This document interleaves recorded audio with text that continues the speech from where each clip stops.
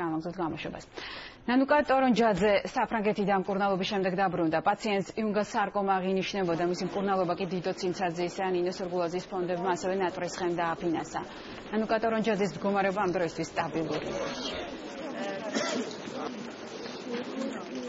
რომ მივდივოდი, ძალიან განერვიულებული ვიყავი და მე შინოდა და ახლა რომ ჩამოვედი, სულ სხვა განწყობაზე ვარ. სულ გახარებული.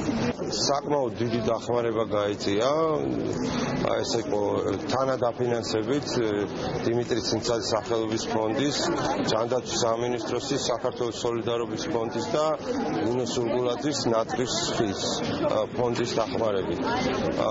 ეს არის ის მომენტი, როდესაც ერთობლიობით და ეს ერთად ერთ მუშტად შეკრულმა შევძელით ნანიკოს გადარჩენა, იმიტომ რომ ეს იყო ძალიან ურთულესი ოპერაცია.